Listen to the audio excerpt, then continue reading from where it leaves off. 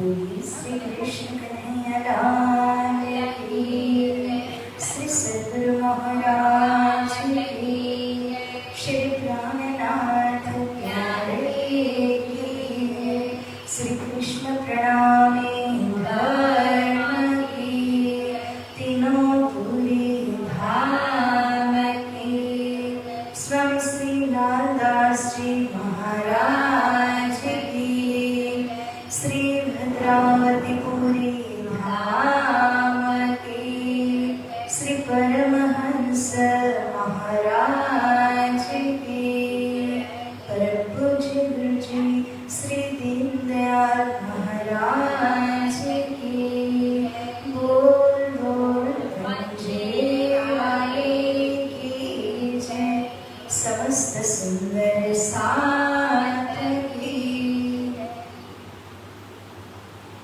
प्रथम लागू दो चरण को, धन्य न छुड़ायो क्षीण, लागत लीला नैया, मेरे जीव के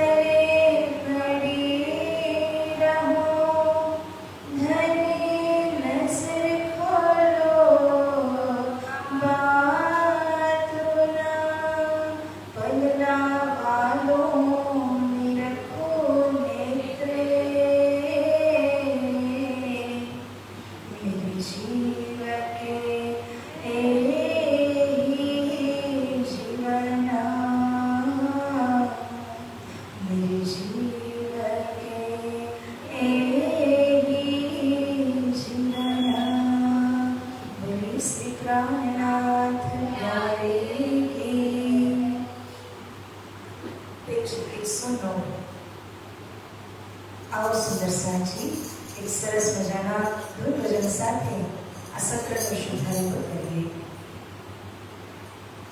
आपने अपना बनाया मेहरबानी आपकी, आपने अपना बनाया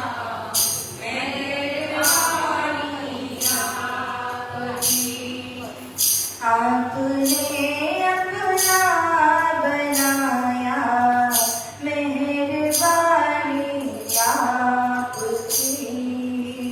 आपने अपना बनाया मेहरबानी आपकी, हम तो इस काबिल न थे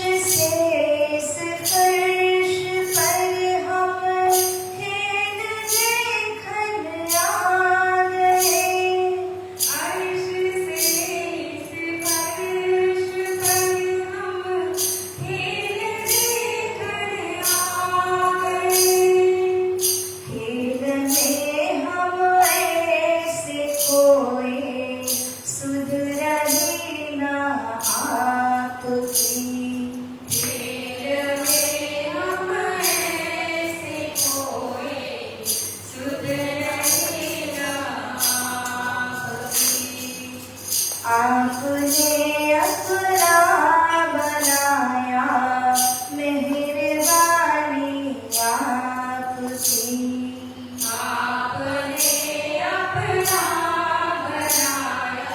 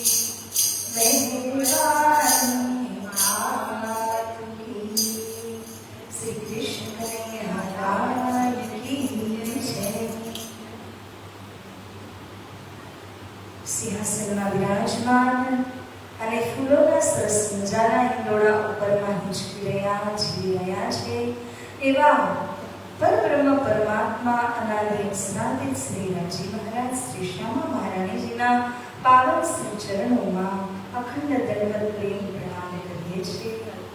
એવી જ રીતે અતિ સુંદર પરમહંસ પીઠ શ્રી ભદ્રાવતીપુરી ધામ બરોડાની અંદર શ્રી રાજ મંદિરમાં ખૂબ સરસ મજાથી પરમહંસ મહારાજજી વર્ષો વર્ષ જ્યાં બિરાજમાન રહ્યા, જ્યાં એમના આશીર્વાદ આપણને પ્રાપ્ત થાય છે એવી આ પરમ પાવન ભૂમિ શ્રી રાજ મંદિરની તેમજ પરમહંસ મહારાજના પાવન શ્રી ચરણોમાં કોટી કોટી નમન વંદન અને પ્રણામ કરીએ છીએ. બ્રહ્મદેવ ગુરુજી શ્રી દીનદયાળજી મહારાજના પાવન ચરણ કમલમાં અખંડ દંડવત પ્રેમ પ્રણામ કરી આશીર્વાદ લઈને સમસ્ત ટ્રસ્ટીજન, પૂજારી મહારાજી અને પરિવાર તેમજ અલકાબેન સહિત સમસ્ત મહિલા મંડળ આપ સૌને મારા હૃદયથી કોટી કોટી નમન વંદન અને પ્રણામ. તેમજ ઓનલાઈન માધ્યમથી જે શ્રવણ કરી રહ્યા છે એવા દેશ વિદેશના સુંદર સાજીને પણ વારંવાર પ્રણામ કરું છું. તો આવો સુંદર સાજી આજની મઝલને શુભારંભ કરીએ, ચોપાઈને દોહરાવીએ. આપ સૌ સાથ આપજો. શ્રી મહામતી કહે એ સાથજી,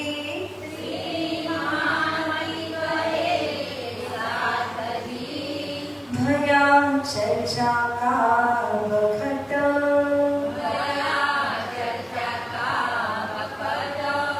अब तुम सुनियो चित्त दे,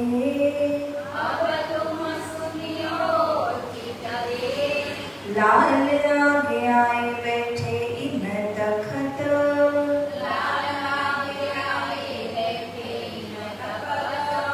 लाल आगे आए बैठे इन तखत,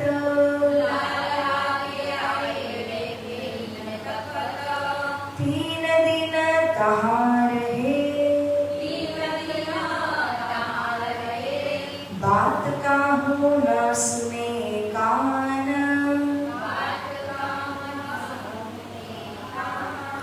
बड़ा दुख भया साथ में,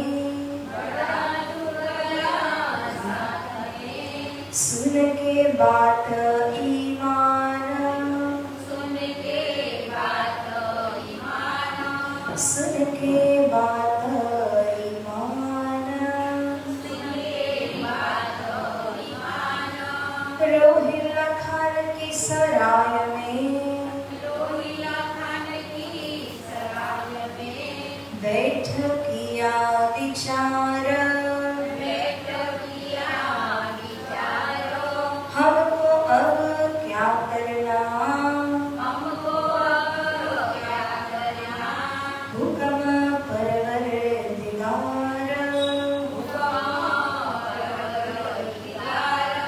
हुक्म परवरदिगार,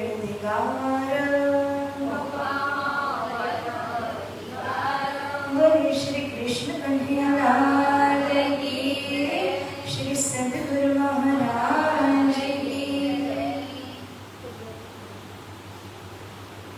प्यारा सुंदर साजी, આપણે મજલ શ્રવણ કરી રહ્યા છીએ દિલ્હીના મજલની, અને આ મજલની અંદર આપણે સાંભળ્યું હતું કે કેવી રીતે ત્રણ જણા નાગજી, સંજી, પ્રેમજી ભાઈ દિલ્હી પ્રયાણ કરે છે, અને દિલ્હીમાં જ્યારે શ્રી પ્રાણનાજીના અસલી સ્વરૂપની એમને પહેચાન થઈ જાય છે, ત્યારબાદ ચિઠ્ઠી લખીને સૌ સુંદર સાજીને તેઓ ખબર આપે છે, સૂચના આપે છે. બિહારીજીનું નારાજ થવું, એમને મનાવવું એ વિષયમાં આપણે સાંભળી ચૂક્યા છે.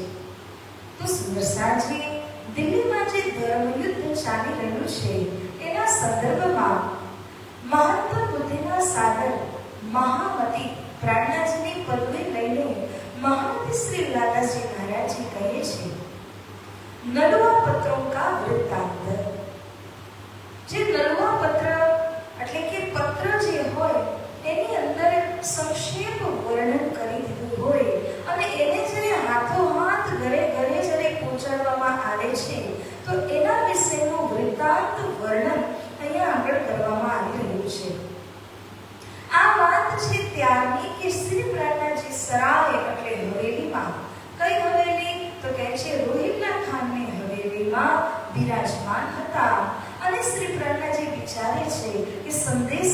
આપણે કઈ રીતે પહોંચાડીએ. તો નલવા પત્રને તૈયાર કરી દીધા અને નલવા પત્ર કોને કોને પહોંચાડવા એની એક સૂચિ લિસ્ટ તૈયાર કરી દીધું.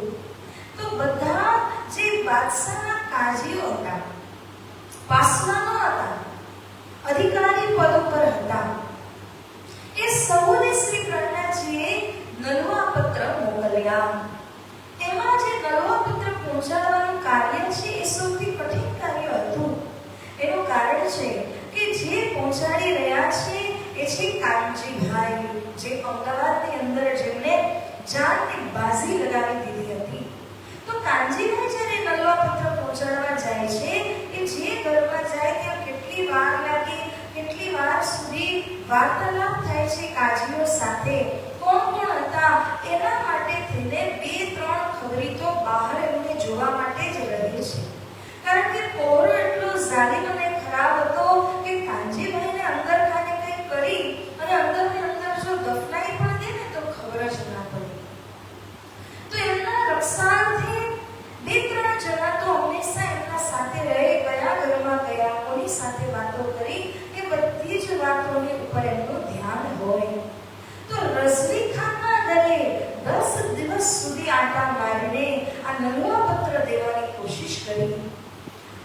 શેખ નિઝામ જે જસ્ટિસ હતા, ન્યાયાધીશ હતા બાદશાહના સમયે, તેમના ઘરે 1 મહિના સુધી ભટક્યા કે એકવાર એમના સાથે મિલાપ થઈ જાય અને એમને શું આપી દે? નલવા પત્ર આપી દે.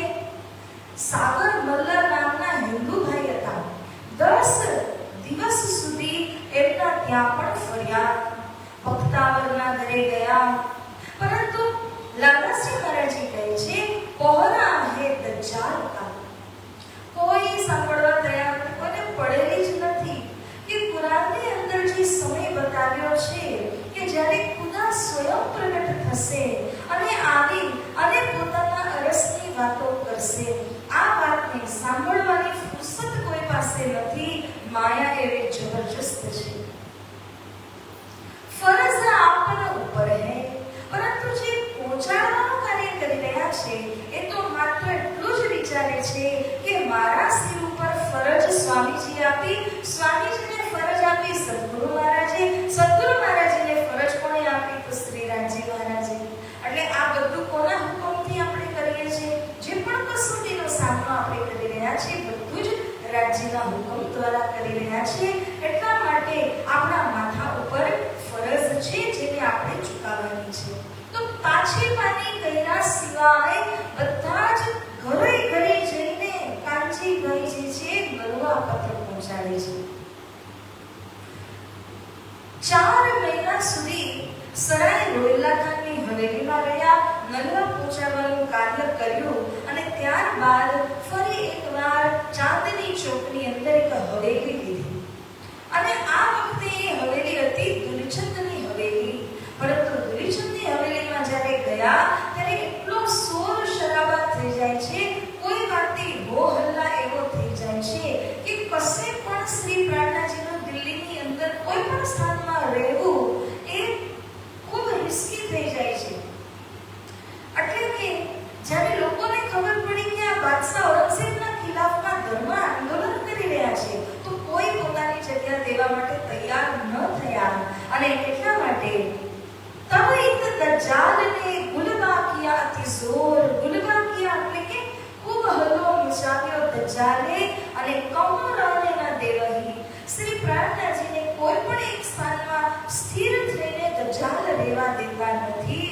એક સ્થાનમાં જાય તો ત્યાંથી ખાલી કરીને બીજે સ્થાનમાં, બીજાથી ત્રીજે સ્થાનમાં જવું પડે. આવી રીતના કરતા કરતા શ્રી પ્રાણનાજી કોઈ પણ સ્થાનમાં જ્યારે સુરક્ષિત રૂપથી ન રહી શક્યા ત્યારે વિચાર કર્યો બધા જ મોમિનોએ કે શ્રી પ્રાણનાજીને એકાંતવાસમાં મોકલવા પડશે. શ્રી પ્રાણનાજીને જો કંઈ થઈ જાય કે શ્રી પ્રાણનાજી જો પકડમાં આવી જાય તો પછી આજે પેગામ પહોંચાડવાનું જે કાર્ય છે આ કાર્ય ઠપ થઈ જાય, બંધ થઈ જાય.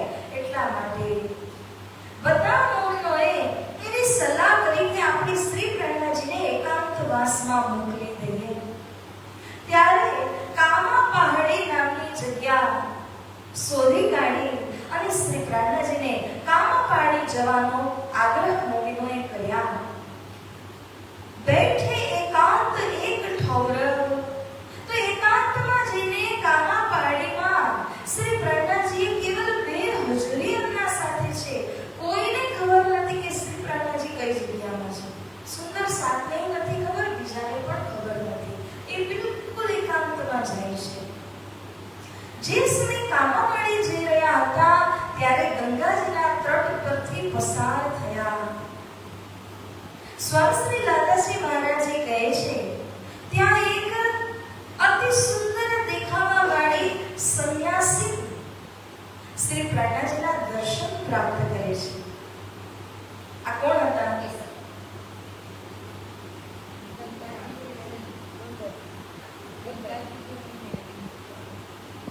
सुंदरी एक सन्यासी ने मिली रेती में आए. रेती એટલે તટ પર રેતી હોય ને, એ રેતીમાં આવી અને મળી. દીદાર કર પીછે ફરી और નજરો ન આયા તાઈ. મતલબ એ જ્યારે દર્શન કરીને પાછી જાય છે તો એને શ્રી પ્રાણજીના દર્શન કર્યા. પ્રાણજી એને જોઈ આશીર્વાદ આપ્યા, પરંતુ કોઈ બીજા એને જોઈ ન શક્યા. તો ગુપ્ત રૂપમાં કહે છે જે ગંગાજી હતા એ દેવી રૂપમાં, સંન્યાસી રૂપમાં પ્રગટ થાય છે. પ્રાણજીના દર્શન પ્રાપ્ત કરી અને એના જેટલા પણ એના શિર ઉપર ભાર હતું શ્રી પ્રાણજીએ ખેંચી લીધું અને આ ગંગાજી ત્યાંથી મુક્તિ પામી અને એના ધામમાં જાય છે. એટલે કે ત્યારથી ગંગા મૈયાને છૂટા કરી દીધા. એમનો સમસ્ત જે લોકોનો પાપ હતો એ ગંગાજી નાશ કરે, પરંતુ ગંગાજીના શિર ઉપરથી પાપનો જે ભાર હતો એને ઉઠાવી અને શ્રી પ્રાણજી એમને એના ધામમાં પહોંચાડી દીધા. આ રીતે ગંગાજી અહીંયા આવ્યા, દર્શન કરીને એમની આત્માને પવિત્ર કરે છે. અહીંથી શ્રી પ્રાણજી આવે છે કામાપાડી. 5 કિએ તુમાર. તુમાર એટલે કે 5 અલગ અલગ પત્રને હવે તૈયાર કર્યા. આ અલગ અલગ પત્ર એટલા માટે કરવા પડે છે કે આગળ જે પત્ર મોકલેલા હતા એ પત્ર મોકલીને પણ કામ આવ્યું નહીં.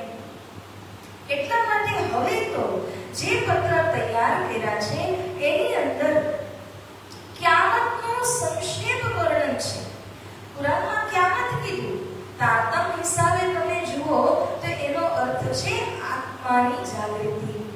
પરંતુ યદિ લૌકિક અથવા શબ્દિક અર્થ દ્વારા કોઈ અર્થઘટન કરે છે તો ક્યામતનો અર્થ શું થાય છે? પ્રલય, મૃત્યુ, અંત થઈ જાય છે.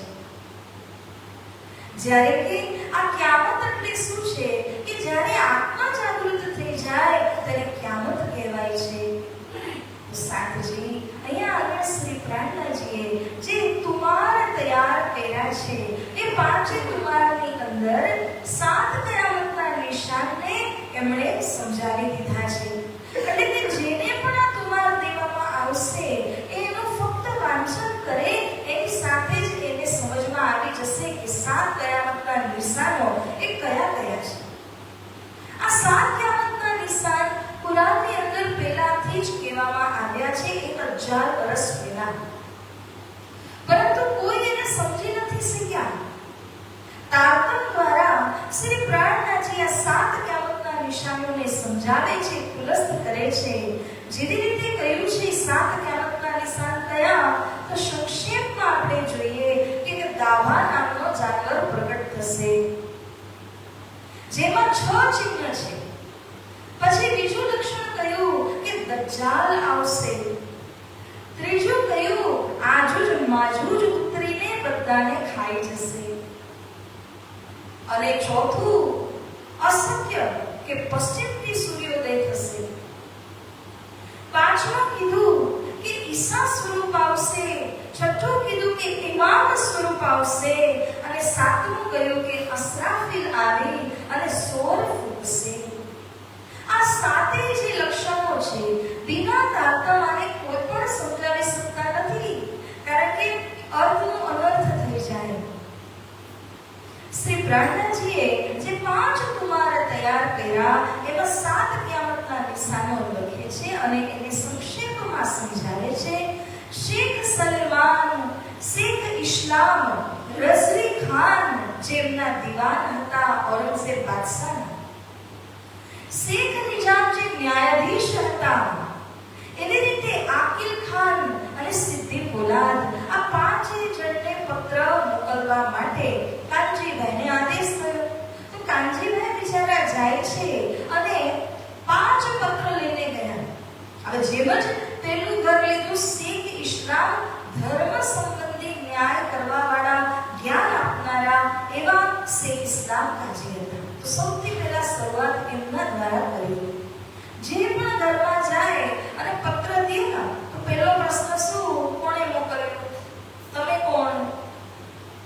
બીજા કેટલા પત્ર છે? કોના કોના ઉપર પત્ર મોકલેલા છે? આ બધી વાતો પૂછવામાં આવે છે. રઝવી ખાનના ઘરે ગયા તો કાનજીભાઈ કહે છે કે હું તમારા માટે ખુશિયાલીના વચનો લઈને આવ્યો છું, કયામતનો સંદેશ લઈને આવ્યો છું. ત્યારે રઝવી ખાન કહે છે, ક્યા શાદી કરે હમ, શું ખુશાલી મનાવું? આજ હી ક્યામત લે આયા, ચાહીએ મારિયા તુમ. અને જે ક્યામત વર્ષો વર્ષ પછી આવવાની છે એને તો આજની તારીખમાં જ ઉલ્લેખ કરે છે. તને તો પકડીને મારવો જોઈએ, હું ક્યાં ખુશાલી મનાવવા બેસું? શેખ નિજામ ન્યાયાધીશના ઘરે જ્યારે ગયા તો બધી વાતો પહેલાથી પૂછી. તુમકો કિનને ભેજિયા લિખ કે દોર ક્યામત. કાનજીભાઈએ પહેલાથી જ મનમાં બધા જવાબ તૈયાર રાખ્યા છે. ક્ષણભરની જો દેરી થઈ જાય ને તો તરત પકડાઈ જશે. જેમ જ પ્રશ્ન પૂછવામાં આવે છે તો થોડી કહી શકે કે પ્રાણ્યાજીએ મોકલ્યા છે. કાનજીભાઈ કહે છે, સૈયદ મોહમ્મદ ઇબ્ન ઇસ્લામ આ છે, ફકીર છે, એમણે મને અહીંયા આગળ મોકલેલો છે. અચ્છા, ક્યાં રહે છે તમારા ફકીર? તો કહે છે, બેઠા બોસે એક તીર. તમે એક તીર ચલાવો એ તીર ક્યાં પહોંચે? એટલી દૂરી પર, એટલી નજીકી ઉપર આ ફકીર બેઠા છે. આકિલ ખાનના ઘરે ગયા. એ બહુ જ અક્કલવાળા હતા, એટલા માટે પત્ર સ્વીકારતા જ નથી. આની પર મારું નામ જ નથી લખેલું, તો હું કેવી રીતે સ્વીકારું? એવું કહીને પત્રને ઠુકરાવી દીધું. સિદ્દી પોલાદ થાણેદાર હતા, એમના ત્યાં પણ ગયા અને કોને નથી સમજાવ્યા, બધાને જ આ વાત એમણે કરી છે કાનજીભાઈએ. એટલે કે શ્રી પ્રાણ્યાજીએ વાત કરાવી છે. એ હકીકત લે કે દौड़े पास श्री राज, कही सारी वितक जो गुजरी है आज. કાનજીભાઈ બિચારા એક બાજુ સંદેશ પહોંચાડે અને પછી કોણે કોણે શું કહ્યું એ બધી વાતો જઈને શ્રી પ્રાણ્યાજીને કામાપાળીમાં પણ પહોંચાડતા હતા, જેથી કરીને શ્રી પ્રાણ્યાજી આગળનો નિર્દેશ કરી શકે. આગળ આ કરો, આ કરો, આવી રીતના પ્રાણ્યાજીનો આદેશ પ્રાપ્ત થઈ શકે. જેમ 15 દિવસ થયા તો કાનજીભાઈ ફરી એ લોકોના ઘરે ગયા જવાબ લેવા માટે. કારણ કે ક્યામતના નિશાન લખેલા હતા, તો ક્યામતના નિશાનને ખુલસ્ત કરો. આ પ્રશ્ન એ જે પત્ર હતો એના માધ્યમથી પૂછવામાં આવે છે. તો જ્યારે કાનજીભાઈ ત્યાં ગયા જવાબ લેવા માટે, ત્યારે શેખ નિઝામ કહે છે, ये काम नहीं सीताब. તમે જે જવાબ લેવા માટે 15 દાડામાં આવ્યા છો, આ કામ આટલું જલ્દી થાય એમ જ નથી. આને વર્ષો વર્ષ લાગી જાય અને કેટલો અભ્યાસ કરવો પડે. ये तो काम सुल्तान का, क्या जवाब देवे हम. અરે આ તો સુલતાન જ જવાબ આપી શકે, મારા દ્વારા આનો જવાબ આપી શકાય એમ નથી. હાથ ઊંચા કરી લીધા. હવે સિદ્દી પોલાદના ઘરે ગયા. सिद्धि ने जवाब दिया, ये काजी मुल्ला का काम. तब कहा कानजी ने, खबर करो सुल्तान. सिद्धि पोलाद तो ठाणेदार હતા. એ કહે છે, અરે આ પ્રશ્નના જવાબ તો કાજી મુલ્લા જ આપી શકે, હું તો ઠાણેદાર છું. કાનજીભાઈ કહે છે, સારું, ત્યારે તમે કેવલ સુલ્તાનને ખબર તો આપો કે આવી રીતનો એક પત્ર મારા હાથમાં આવેલો છે. કારણ કે સુલ્તાન પોતે પણ કુરાનના ખૂબ જ મોટા જ્ઞાતા છે, એમને તો બધી ખબર પડે છે. તો કહે છે કે તમે સુલ્તાનને જઈને ખબર આપો. કયા હમારા ભૂતા નહીં. ત્યારે સીધી પોલાદે કહ્યું, અરે ભાઈ, અમારી તાકાત ક્યાં છે કે અમે સુલતાન સુધી આ ખબર પહોંચાડીએ? અમારી તાકાતમાં આવતું નથી, માટે આ કાર્ય હું નહીં કરું.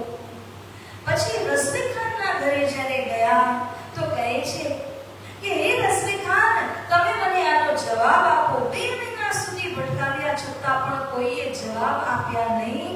કાનજીભાઈ બાર એમના પાસે ગયા અને બાર જઈને કહે છે કે અરે મને તમે જવાબ તો આપો, કારણ કે જેમણે મને અહીંયા મોકલ્યા છે એ જવાબ માંગી રહ્યા છે. જો એને હું જવાબ આપી દઉં તો એ મને મારું વેતન આપી દેશે, એટલે કે મને રૂપિયા મારા આપી દેશે મારા કાર્ય કરવાના. પરંતુ તમે જ્યાં સુધી મને જવાબ નહીં આપો ત્યાં સુધી મને પૈસા મળવાના નથી. હું ગરીબ માણસ છું, મને તમે જવાબ આપી દો. ખૂબ પહેલ કરી, પરંતુ કોઈએ જવાબ ન દીધા અને 2 મહિના કાનજીભાઈ આવી જ રીતે ફરતા રહ્યા. હવે એકવાર એવું થયું કે બધા જ જે મોમિનો હતા એ બધા જ એક બગીચામાં મળે છે.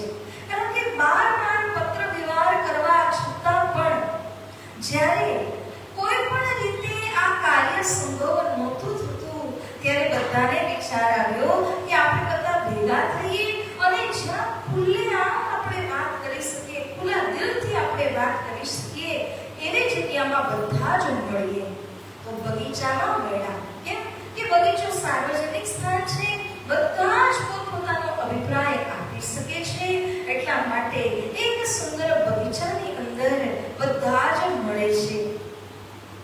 રામચંદ્ર વકીલ પણ આવે છે, ઉદ્ધવદાસ ગોળિયા પણ આવે છે અને દિલ્હીની અંદર લાલદાસજી, શેખ બદલભાઈ આદિ બધા જે લોકો અગ્રસર હતા એ બધા જ આ મંત્રણા કરવા, આ સલાહ કરવા માટે ત્યાં આગળ પહોંચે છે. साथ कहते क दिल्ली का और कहते क महाजर, मसलहत करी बाग में क्यों ये पाए खबर. તો દિલ્હીના સ્થાનિક સુંદર સાથને પણ આમાં બોલાવ્યા, કારણ કે એમનો અભિપ્રાય લેવો અત્યંત જરૂરી હતો. એવી જ રીતે જેટલા પણ મહાજરો, વ્યાપારી લોકો હતા એમને પણ આની અંદર બોલાવ્યા, જેને ખબર હતી કે બાદશાહને સંદેશ કઈ રીતે મોકલવામાં આવે. તો બગીચામાં મળીને વાતો કરી કેમ કરીને આને આપણે ખબર પહોંચાડીએ. દેવચંદ્રજી તુમ पे भेज दिए हैं हक. બધા એકબીજાને કહે છે કે આપણા ઉપર દેવચંદ્રજી મહારાજનો હુકમ છે અને ધની દેવચંદ્રજી મહારાજ ઉપર રાજ્યનો હુકમ છે. તો આ સંદેશ જે પહોંચાડવાનું કાર્ય આપણે કરી રહ્યા છે એમાં રાજ્ય મહારાજની આજ્ઞા આપણા ઉપર છે. અવશ્ય આપણે આ કાર્ય કરવું જ જોઈએ. पैगाम को पहुंचाते ही क्या करें हम, जो कभी मार डाल ही तो डर नहीं हम. આપણે કાલ પરમ દિવસે એક ભજન ગાઈ રહ્યા હતા. કઈ ભજન હતું?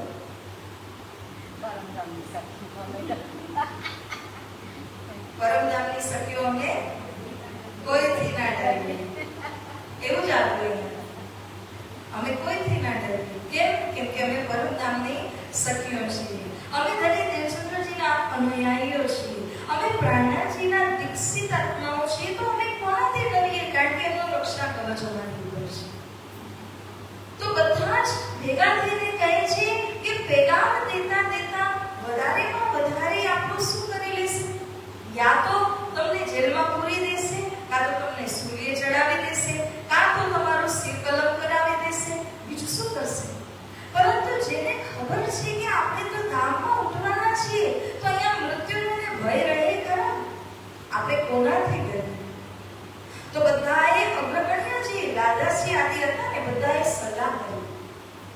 કોઈથી પણ આપણને ડર નથી, કારણ કે રાણાજી સદગુરુજી આપણા માથે હાજરા હજુર ઊભા છે.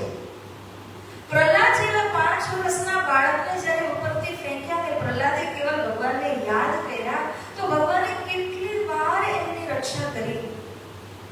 જે મારવા માટે આવી હતી એ બળી ગઈ, પરંતુ પ્રહલાદજીને કશું થયું નહીં. ભક્તિ એક એવું રક્ષા કવચ છે. તો અહીંયા મોમિનો કહે છે કે કોઈથી પણ આપણે ડરવાની આવશ્યકતા નથી.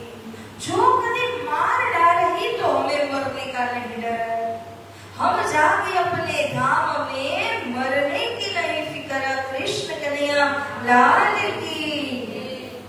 અરે વધારેમાં વધારે જો મારી પણ નાખે તો મરવાનો ડર કોને છે? કારણ કે મરશું તો જ મૂળ મિલાવવામાં જાગશું, મરવાનું તો આજે ને કાલે તો છે જ, પરંતુ આવી મૃત્યુ જો મળે કે ધર્માર્થ ગયા હતા અને ધર્મ માટે થઈને જ્યારે પોતે સમર્પિત થઈ ગયા, ફિદા થઈ ગયા, ત્યારે આને શહીદી કહેવાય, આને મૃત્યુ ન કહેવાય। આ શહીદી બાદ તો ઉલટાના અમર થઈ જવાય, જીવીને અમર ન થવાય, મરીને અમર થવાય। એટલા માટે કોઈ પણ ડરતા નથી અને કહે છે કે જો મરી પણ ગયા તો આપણે મૂળ મિલાવવામાં અવશ્ય મળીશું, એટલી વાતની ખાતરી છે। ये बात सब दृढ़ करो दिल के बीच विचार, जैसा जिन्हें उकले सो तैसा कहो करार। બધા જેટલા પણ આ બાગની અંદર આવેલા છે એ કહે છે કે તમે તમારા દિલમાં આ વાતને ચોક્કસ કરી લો, તમારા દિલમાં એકદમ આ વાતને સ્થિર કરો, કોઈએ પાછી પાની કરવાની નથી। જો તમે મોમિનમાં આગળ આવ્યા તો પછી તમારે પછીવટ કરવાની કોઈ જગ્યા નથી રહેતી। પછી નહીં કહેતા અરે હવે ક્યાં ફસાઈ ગયા, પછી કેવા નહીં કહેતા કે ઓલા ભાઈએ કીધું તું ને એટલે હું આગળ આવ્યો, તમારી મરજી હોય તો આગળ આવો, નહીં તો આવતા નહીં। तिस वास्ते पैगाम पहुंचावने यही किया परियान, यो करते संध्या समय उठ आए अपने घर। હવે તો એટલા દૃઢ થઈ ગયા છે કારણ કે બાર પેગામ પહોંચાડવાથી કોઈ સાંભળતા નથી તો કેટલો ગુસ્સો આવે અંદરથી, તો એટલા બધા દૃઢ થઈને વાતમાં મંત્રણા કરી અને પછી પોતપોતાના સ્થાનમાં ડેરામાં આવ્યા અને સંધ્યાના સમયે મસ્જિદના પગથિયે મળે છે। फिर रात को मिलके बैठे मस्जिद पंक्ति पर, कहाँ जाएगी सनंदे गावत है कलाम, जोश भरे न देखे दुश्मन खलक जो आम। જ્યારે મંદિરના મસ્જિદના પગથિયે જ્યારે જઈને બેઠા અને ત્યાં જઈને પ્રાર્થનાજીના મુખારવિંદમાંથી અવતરિત થયેલી જે સનંદો હતી, સનંદ વાણી હતી, આને ગાવા લાગ્યા। એટલો જોશ છે કે દુનિયાની અંદર કોણ આવ્યું, કોણ ગયું, કોણ સાંભળે છે અથવા કોણ ગલત વિચાર કરે છે એ કોઈ વસ્તુની પરવા નથી, બસ એક જ વાત છે, ધનીને રીઝાવવા માટે વાણી ગાવી છે। બાકી ધની જાણે અને આ વાણી જાણે। વાણીનો એટલો પ્રભાવ હોય છે ને સુદર્શનજી કે જો આપણે વાણીનું ગાન કરીએ તો ભલભલા નકારાત્મક વિચાર કે ભલભલી નકારાત્મક ઉર્જાઓ એ બધી વાણીના માધ્યમથી નાશ થઈ જાય છે। એટલે મોમિનોને બિલકુલ કતઈ કોઈનો ડર ન હતો કે અમે શું કરી રહ્યા છે, લોકો શું કહેશે, કોઈ મારશે, કોઈ પકડી લેશે, જે થવું હોય તે થાય। આ ભાવના લઈ અને મોમિનો મસ્જિદના પગથિયે બેસી અને સનંદો ગાવા લાગ્યા। નંદલાલ ઘડિયાલજી, આ એક નંદલાલ ઘડિયાલજી નામના જે ભાઈ હતા એ હંમેશા રાજ દરબારમાં આવજાવ કરતા હોય છે। ઘડિયાળ છે એટલે જે ઘડિયાળ આદિ જે બનાવતા હોય એને કહેવાય ઘડિયાળજી। રાજ દરબારની અંદર બાર આવવું જવું, કઈ ને કઈ કાર્ય કરવું, એના માટે એમનું આવવા જવાનું થતું હતું અને હતા એ હિન્દુ ભાઈ।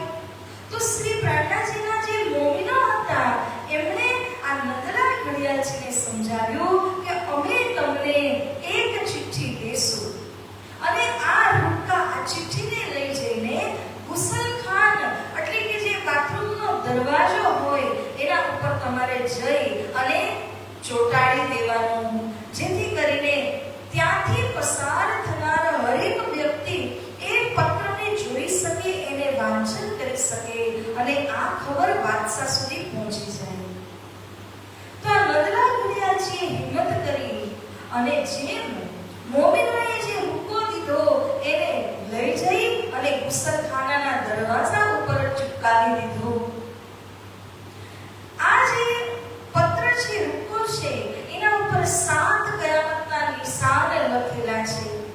ઉપર એવી રીતના લખ્યું છે, જ્યાં સરનામું લખે ને એ જગ્યામાં એવી રીતે લખ્યું છે, बिन पढ़े न रुके को जो बैठे न दरबार तिनको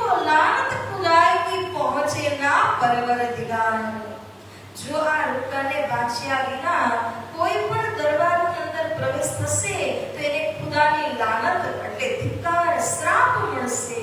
એટલે દરેક વ્યક્તિએ આ પત્ર વાંચીને જ અંદર પ્રવેશ થવાનો છે. તેમજ અંદર તમે જુઓ તો 7 કિયામતના નિશાન, કિયામત સંબંધી વાતો એના અંદર લખેલી હતી.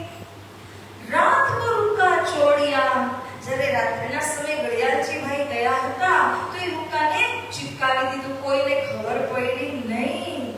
શોર ભયા દરબાર ને, ભઈ ખબર સુલ્તાન, મંગાઈ લિયા રૂકે કો, તબ ભઈ પહેચાન, બોલે શ્રી પ્રાણનાથ પ્યારે કી. ગુસલખાના ઉપર લાગેલા રૂકાની ખબર દરેક વ્યક્તિને થઈ. પગ ધોવા માટે, ફ્રેશ થવા માટે બધા જ ત્યાંથી થઈ અને પછી જ દરબારમાં આવે.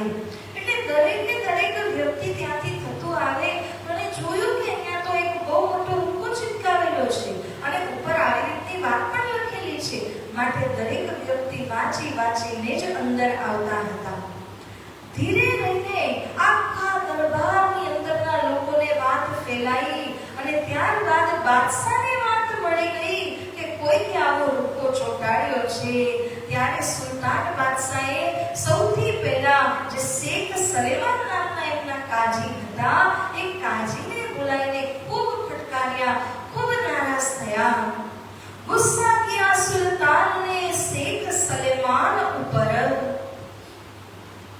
જે શેખ સલેમાન હતા એમની જિમ્મેદારી હતી લોકોની કોઈ પણ ફરિયાદો આવે કે કંઈ પણ બાદશાહને પહોંચાડવાનું હોય તો એની ફરજ હતી.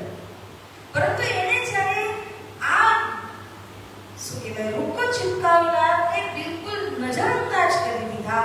એટલે જ એ ભાઈએ જઈને ગુસલખાના દરવાજા ઉપર રૂકો ચોંટાડી દીધો. તો બાદશાહને ખબર પડી કે શેખ સલેમાનની ભૂલ થઈ છે. એટલા માટે સૌથી પહેલું કાર્ય કર્યું કે શેખ સલેમાનને નોકરીમાંથી કાઢી દીધા અને શેખ નિઝામના પુત્ર હતા અબ્દુલ્લા, એને એના જગ્યાએ પોસ્ટ ઉપર રાખી દીધા. બીજા દિવસે ઢીંઢેરો પીટાવે છે અને એવું કહેવાય છે ઔરંગઝેબ બાદશાહ કે જેને ગુસલખાના ઉપર રૂકો ચોંટાડેલો હતો એ શખ્સ સામે આવે અને બાદશાહ સાથે મિલાપ કરે. તો મોમિનો એટલા રાજી થયા, એ તો પહોંચ્યા, પરંતુ એવું થયું કે બીજા ઘણા બધા ફરિયાદો હતા જેની વાત શેખ સલેમાને નહોતી સમજી, નહોતી સ્વીકાર કરી, એ બધા પણ આવી ગયા. ત્યારે જ્યારે બધા જ આવી જાય છે તો બધાની ફરિયાદ લખી અને અબ્દુલ્લાને પકડાવી રહ્યા હતા. અબ્દુલ્લા ઘોડા ઉપરમાં બેઠો છે. તે સમયમાં લાલદાસજી અને નિર્મલદાસજી એ પણ પોતાનો રૂકો લઈને ગયા અને આ રૂકો લઈ અને અબ્દુલ્લાને જેમ જ આપે છે. પડ રૂકા ફાડ ડારિયા, લે ડારિયા બીજ જેબ. એને ડર લાગ્યો કે આ તો અસલી ફરિયાદો આવી ગઈ. અસલી ફરિયાદોની ફરિયાદ શું હતી? કયામતના વિશેની વાતને એ કહેવા માંગતા હતા. માટે અબ્દુલ્લાએ રૂકાને ફાડી દીધો અને પોતાના ખીચામાં નાખી દીધો. આ સમયે લાલાજી અને નિર્મલદાસજી ઠેક સુધી એની પાછળ ચાલતા ગયા એને સમજાવવા માટે કે અમને બાદશાહ સુધી એક સંદેશ પહોંચાડવો છે, તો કૃપાએ અમને આ સંદેશ પહોંચાડવાનો અવસર આપો. તમે કહો યા અમને મળાવો, પરંતુ આ સંદેશ બાદશાહને દેવો અત્યંત જરૂરી છે. અબ્દુલ્લા માનતો નથી. જ્યાં આપણે હોઈએ ત્યાંથી એક તીર છોડો, ત્યાં જઈને હજી એકવાર તીર છોડો, ત્યાં જઈને હજી એકવાર તીર છોડો. કેટલી દૂરી સુધી તમે ગયા એટલી દૂરી સુધી અબ્દુલ્લા ઘોડા ઉપર અને લાલાજી નિર્મલદાસજી એમની પાછળ ચાલીને ગયા. પરંતુ તેમ છતાં પણ અબ્દુલ્લા ઊભા પણ ના રહ્યા અને એમણે એની વાતને સ્વીકાર પણ ન કરી. હવે તો જે મોમિનોને ચીડ લાગી ગઈ કે આટલું બધું અમે કરીએ છીએ પરંતુ આના કાજી જ ખોટા છે. બાદશાહે તો કહેલાવી દીધું હતું કે જેને પણ ફરિયાદ હોય તે આવીને મળે, પરંતુ એના કાજી એ બધા જ આ સંદેશને પહોંચવા દેવા માંગતા નથી. એટલા માટે મોમિનોને કાઝીઓ પ્રત્યે ખૂબ નફરત લાગે છે, ખૂબ જ ક્રોધ આવે છે. એક લડાઈ હમારી અબ देखियो श्री राज, हुक्म तुम्हारे से करे पैगाम का हम काज. તો આ સમયે શ્રી પ્રાણનાથજીને મોમિનોએ વાત કરી કે ઘડિયાળજી ભાઈ લઈ જઈને રૂકો ચિપકાવી પણ દીધો અને આવી રીતે બાદશાહે બોલાવી પણ લીધેલા અમને લોકોને, પરંતુ વચ્ચે જે કાઝીઓ આવે છે એ અમને અમારું કાર્ય પૂરું કરવા દેતા જ નથી. તો હે પ્રાણનાથજી, હવે તમે અમારી એક લડાઈને જુઓ, તમે બસ અમને હા પાડો. અમે જેવી રીતે હનુમાનજી લંકાએ પહોંચ્યા હતા ને એવી રીતે અમે પણ ઔરંગઝેબ સુધી પહોંચીને જ રહેશું. હવે તો આ દૃઢ નિશ્ચય છે અમારો. શ્રી પ્રાણનાથજીના હાથોમાં જ્યારે આ ચિઠ્ઠી મળી, પ્રાણનાથજી ક્યાં હતા? કામા પહાડીમાં. તો કામા પહાડીમાં શ્રી પ્રાણનાથજીએ વિચાર કર્યો કે મારા મોમનો આકલા થઈ રહ્યા છે. આકલા થવાનો મતલબ છે કે હવે ઉતાવળ કરી રહ્યા છે, રગવા કરી રહ્યા છે સંદેશ પહોંચાડવા માટે. અને એમની ભૂલ નથી.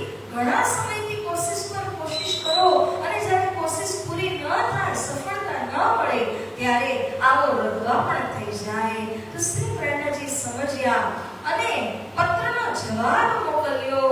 તુમ આકે હોય ના ઉરજ્યો, મેં આવત હું શિતાબ.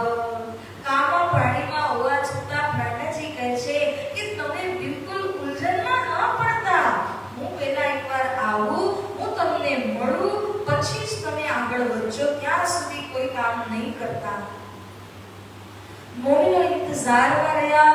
એક દિવસ છોડીને ચાંદની ચોકના ક્ષત્રિયના હવેલીની અંદર શ્રી પ્રાણનાથજીનું આગમન થયું. हमको एक हुक्म तुम्हारा है दरकार, और बात न जाने बिना तुम परवर दिगार. તે સમયે જે બધા આગેવાન હતા એ બધા જ શ્રી પ્રાણનાથજીને કહેવા લાગ્યા કે હે ધની, હે પ્રાણનાથજી, તમારા એક હુકમની દરકાર છે, જરૂરત છે. જો તમે અમને એકવાર હુકમ કરશો ને, ત્યારબાદ તમે અમારી છલાંગ જોજો, અમે કેવું કાર્ય કરીએ છીએ તે તમે જોજો. કારણ કે અમને બીજી કોઈ પણ વાત ખબર નથી, કેવળ તમારા હુકમની અમે તામીલ કરીશું, એનું પાલન કરીશું. હમ તો ઓર ના સૂઝ હી બિના કિએ એ કામ. અમને ત્યાં સુધી શાંતિ નહીં મળે જ્યાં સુધી આ સંદેશનું કાર્ય પૂરું નહીં થઈ જાય. बातें करे जोश में, एक पे एक सरस, हुए मगन दीन में, करते हैं हंस हंस. તો એટલા જોશથી ઉમંગથી વાતો કરી રહ્યા છે આ જે પણ બધા મોમિનો હતા કે ત્યારે પ્રાણનાથજીએ એ લોકોના જોશને જોયો. શ્રી પ્રાણનાથજી કહે છે આ જોશ તો અસાધારણ છે. આવો જોશ ક્યારે પણ મોમિનોની અંદર મેં જોયો નથી. અને ત્યારે હસતા હસતા કુરબાન થઈ જવાની વાતો મોમિનો કરે છે. તમે કિરંતન વાણીની અંદર કેટલા બધા કુરબાનીના પ્રકરણો આવે છે, એ આ જ સંદર્ભના પ્રકરણો છે. કુરબાની કો નામ સુન અંગ અંગ ઉલસત, પીયુ પર ફના હોવને સબ અંગ નાચત.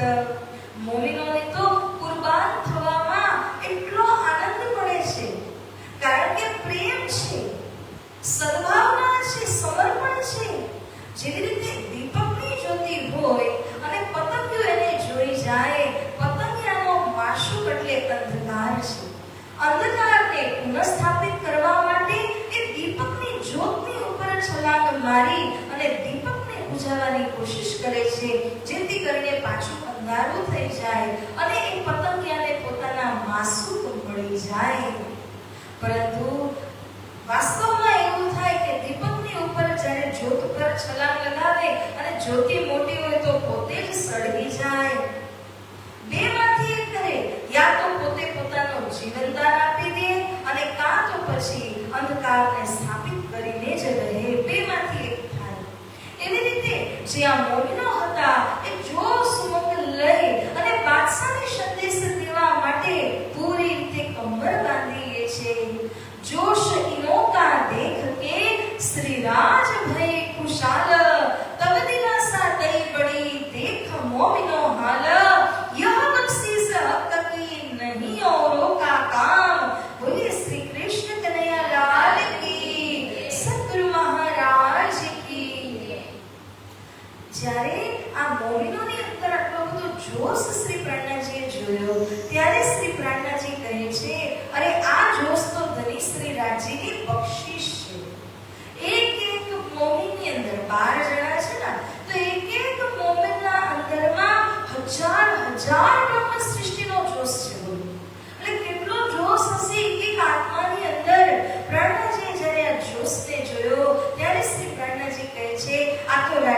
બક્ષિસ કરેલો જોશ છે, બાકી કોઈની અંદર આવી શક્તિ આવી જ ન શકે.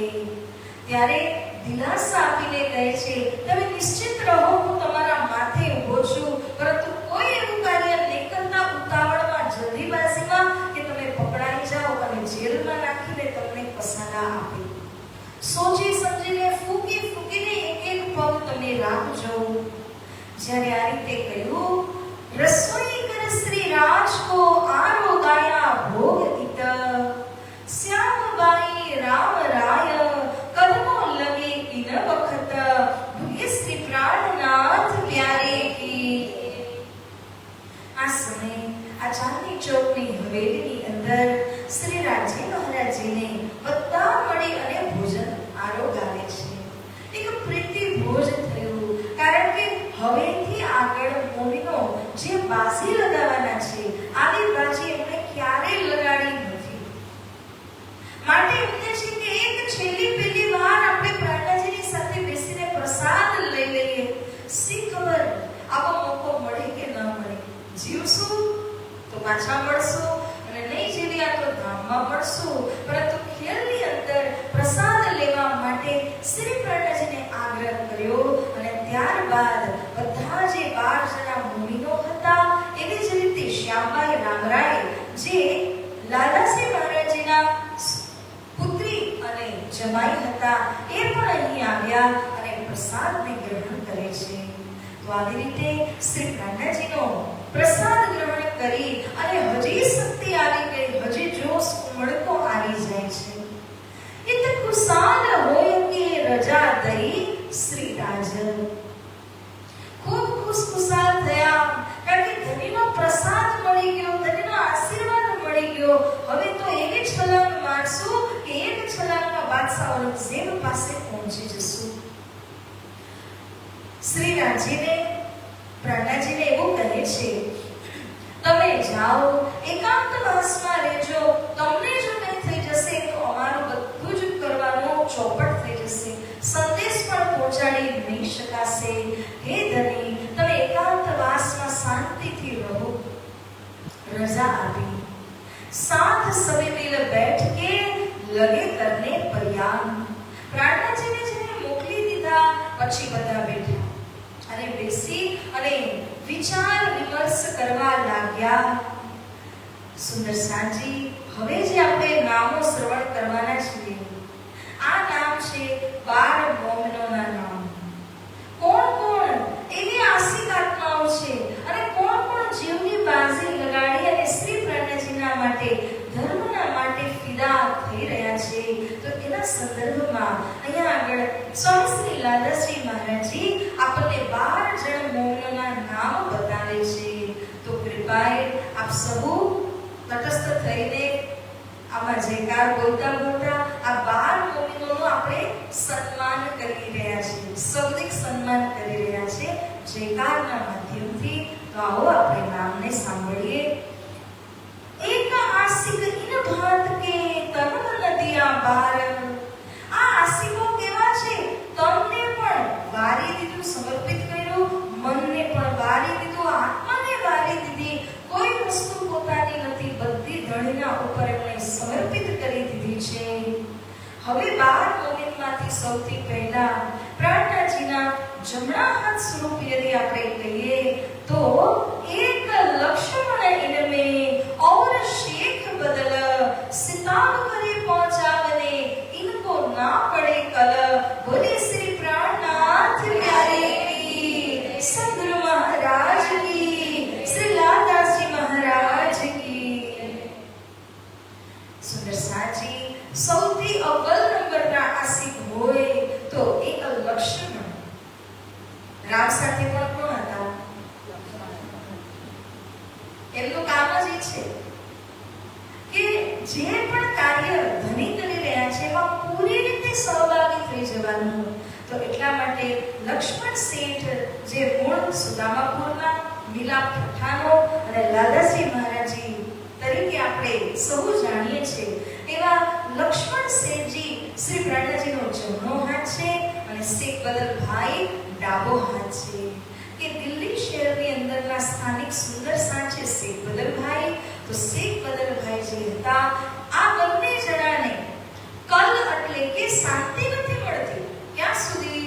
જ્યાં સુધી બાદશાહને મળે નહીં, જ્યાં સુધીને પેગામ ન પહોંચાડી દઈએ ત્યાં સુધી આ બંને જણાને શાંતિ મળવાની નથી. और मुल्ला कायम, આપણે ગઈકાલે સાંભળી રહ્યા હતા ને, કાયમુલ્લાએ ફાલ કાઢેલું હતું. આરબી ફારસીની અંદર અનુવાદ કરવા માટે ચાકર તરીકે એમને રાખેલા, ભલે ચાકર હોય તો શું થયું, પરંતુ વફાદાર હતા. એટલા માટે આ અભિયાનની અંદર પ્રાણનાજીનો ખૂબ ખૂબ સાથ આપ્યો તો કાયમુલ્લાએ પણ દીધો. તો ત્રીજા નંબરમાં કાયમુલ્લાનું નામ આવે છે. એવી જ રીતે સુરતથી આવેલા હતા ભીમભાઈ, જેમને પહેલા જ બહુ મોટો શ્રેય લઈ લીધો છે. પ્રાણનાજી અને બાજુરાજ મહારાણીજીને ગાદી ઉપર બિરાજમાન કરીને, સિંહાસન ઉપર બેસાડીને, એવા કાયમુલ્લા અને ભીમભાઈ સુરતથી હતા. भाई सोमजी खंभात से आए मिले थे इत, घर इनके खंभात में है ऊपर कुर्बान वक्त, बोले श्री प्राणनाथ प्यारे की. આજે સોમજીભાઈ ખંભાતના છે.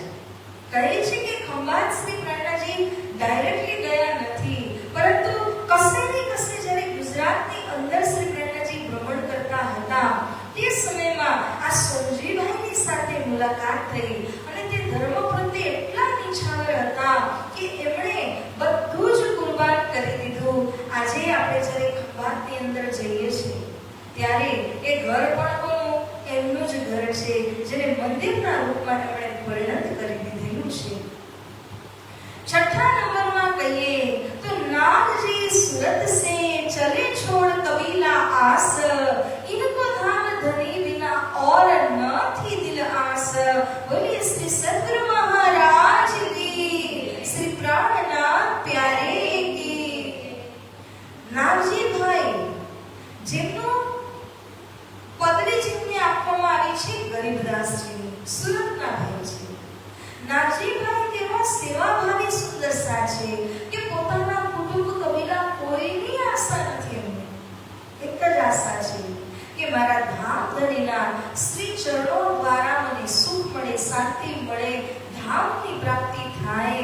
એના સિવાય કોઈ અન્ય આશા એમના અંદર ન હતી. આવા નાગજીભાઈનો નંબર કયો આવ્યો? છઠ્ઠો નંબર છે.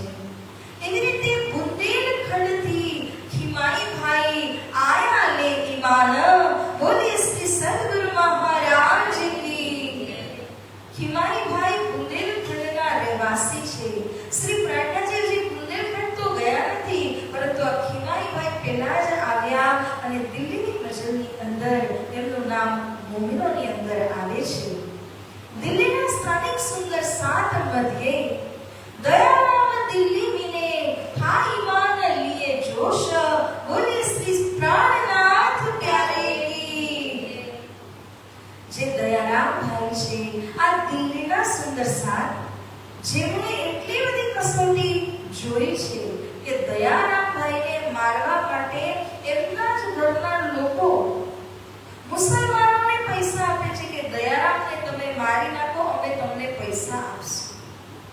એવા દયારામ ભાઈ ઈમાન અને જોશને લઈ અને આ લડતની અંદર પ્રાણનાજીને ખૂબ સાથ આપે છે. એવી જ રીતે નવમા નંબરમાં જોઈએ તો ચિંતામણી ઠઠ્ઠી કે લ્યાએ થે ઈમાન, બોલે શ્રી પ્રાણનાથ પ્યારે કી.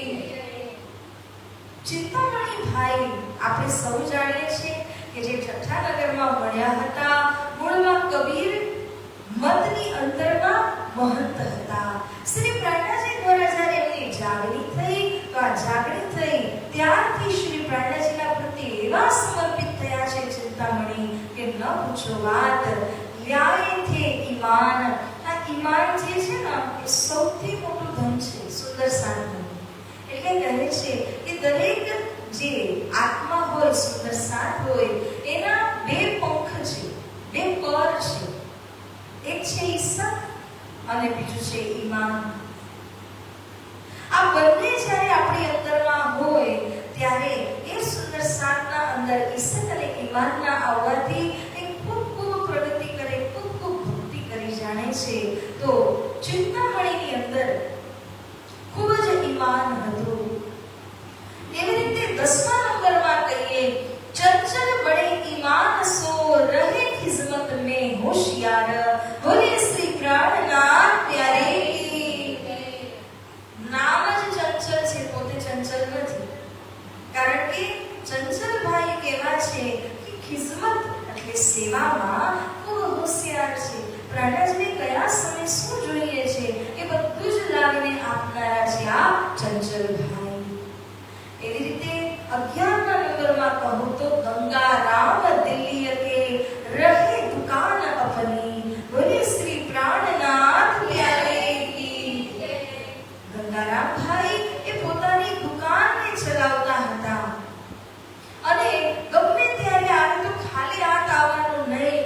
દુકાનમાંથી જે પણ પોતાના હિસ્સાનું હતું એટલું તો લાવીને પ્રાણનાથને અર્પણ કરવાનું જ. એવા ગંગારામ ભાઈએ પણ કમર બાંધી કે આપણે ઔરંગઝેબ બાદશાહને સંદેશ આપીને જ રહેશું. છેલ્લો નંબર પાછું દિલ્હીના સુંદરસાજી છે.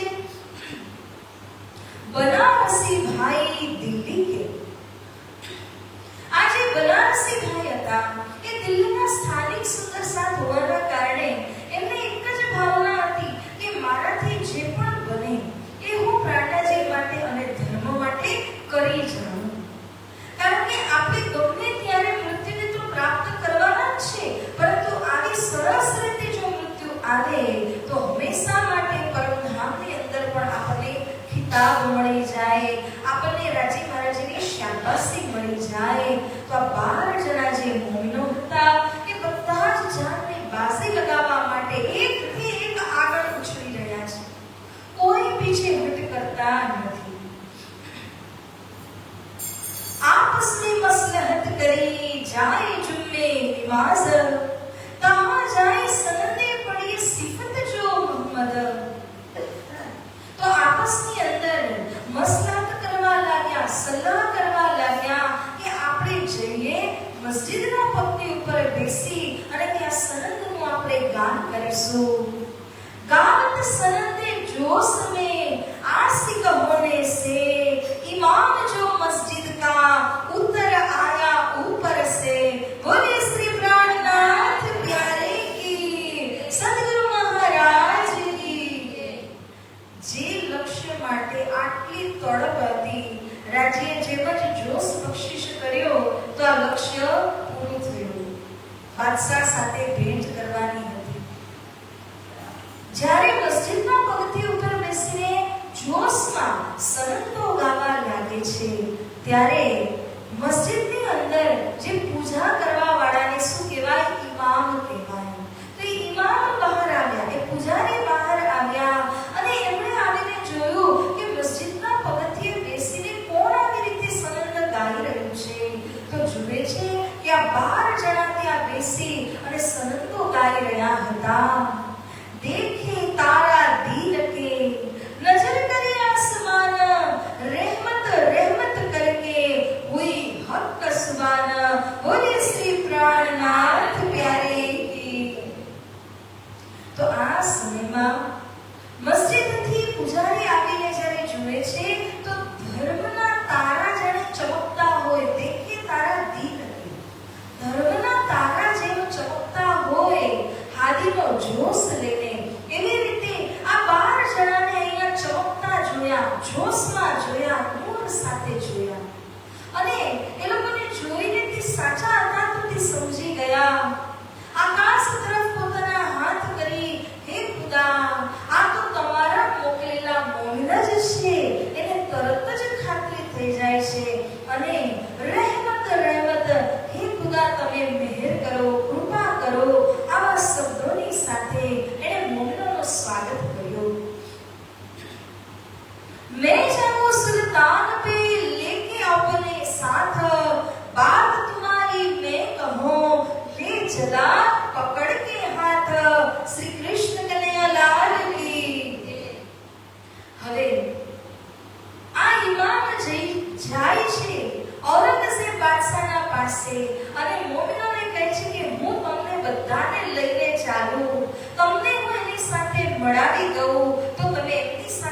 વાત કરીને આ સંબંધો એમની સામે તમે ગાઓ, આ વાત તમે એમની સામે રજૂ કરો. તો જ્યારે આ રીતના કહ્યું, મોમેન આના માટે બિલકુલ તૈયાર ન હતા, કેમ કે પહેલો જ દિવસ છે સંબંધ ગાવાનો. આશા ન હતી કે આટલા જલ્દીથી કોઈ પણ આવે અને આપણને સીધા જ બાદશાહ પાસે લઈ જશે. એ વાતની કલ્પના પણ એમણે નહોતી કરી.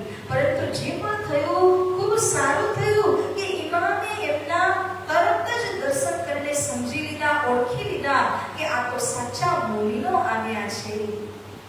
આ રીતે હવે પોતે ઇમામ આ બધા જ મોમીનને હારે લઈને જાય છે અને બાદશાહના સાથે મુલાકાત કરાવે છે. તો સુંદર સાજી આ પ્રસંગને આપણે આગળ વધારીએ એ પહેલા એક નાની એવી ધૂન લઈ અને પછી આપણે પ્રસંગને આગળ વધારીશું. બોલીએ શ્રી કૃષ્ણ કનૈયા લાલ કી.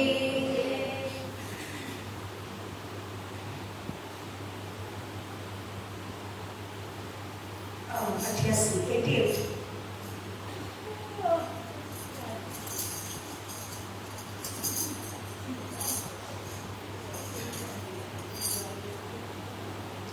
सतगुरु तुम्हारे प्यार ने, सतगुरु तुम्हारे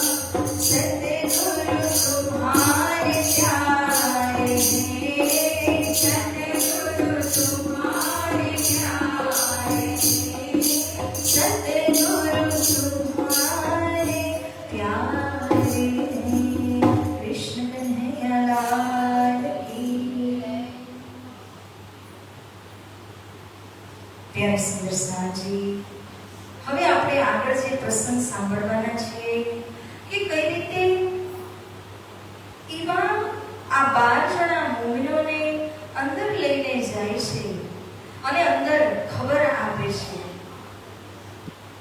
अंदर जाए खबर करी आया पैगाम इमाम मैं लाया लोग तिनके तुम आयो ये काम.